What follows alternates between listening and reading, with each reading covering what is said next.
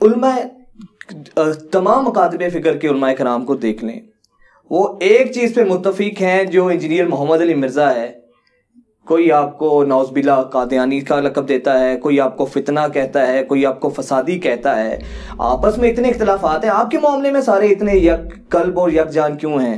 دیکھیں یہ جن علماء کا آپ ذکر کر رہے ہیں نا، ان کی خود نیچر فساد والی ہے، ورنہ مجھے بتائیں میرے بارے میں کیا مولانا طارق جمیل صاحب نے کوئی پبلکلی سٹیٹمنٹ دی ہے؟ بالکل، یعنی میرے بعد اگر ویورشپ ہے کسی کی پاکستان یا ورلڈ لیول کے اوپر تو طارق جمیل صاحب ہیں. ایک زمانہ تھا کہ ان کی زیادہ تھی. اچھا کیا ان کی کوئی سٹیٹمنٹ آپ نے سنی؟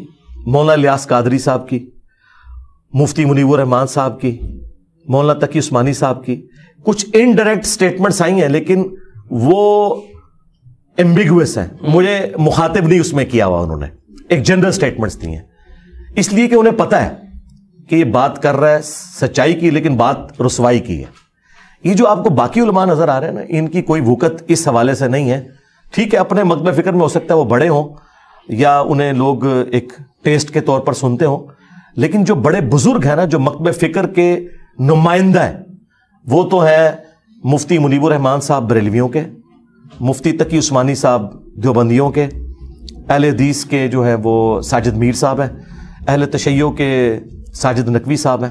ان چاروں میں سے کسی کی میرے بارے میں کوئی سٹیٹمنٹ نہیں ہے. مفتی منیر صاحب نے ایک جنرل مضمون لکھا تھا دنیا اخبار میں، اور وہ مضمون جو انہوں نے لکھا وہ میری کامیابی تھی، کیونکہ اس مضمون کے اندر انہوں نے وہ باتیں بھی مان لیں جو میں سالوں سے ان کے مکتب فکر کو منوا نہیں سکا.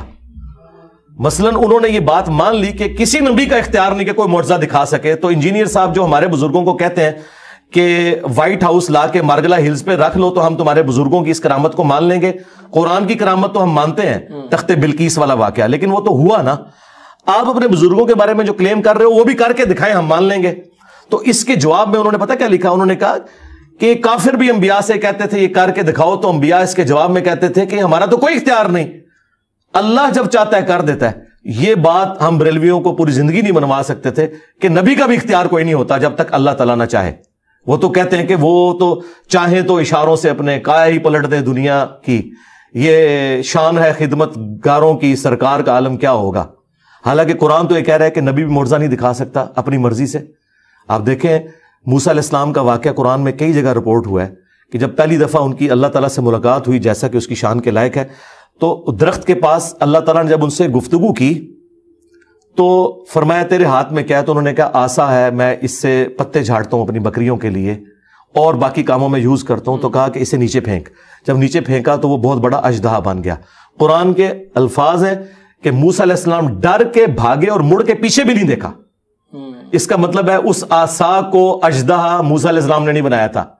دوسری بات، اگر انہوں نے بنایا ہوتا تو ڈرتے تو نا.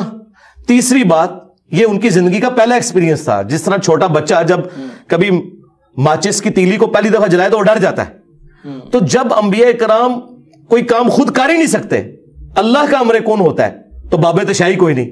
انبیاء کے مقابلے پہ جو ہم نے لکھا ہے نبی کے جیسا ہے ہی کوئی نہیں، باب تشائی کوئی نہیں. یہ بابوں کو ہم ذلیل نہیں کر رہے، ہم ان کو پروفٹ سے کمپیئر کر رہے ہیں کہ پروفٹ تو اپنی بیٹی سے کہیں بخاری مسلم میں حدیث کہ اے میری بیٹی فاطمہ میرے مال سے جو لینا ہے لے لے، اگر اللہ کے حضور پکڑی گئی نا غلط کاموں کی وجہ سے، میں تیرا باپ بھی تجھے نہیں چھڑوا سکتا. حالانکہ فاطمہ جنتی عورتوں کی سردار ہے، بخاری مسلم میں ہے.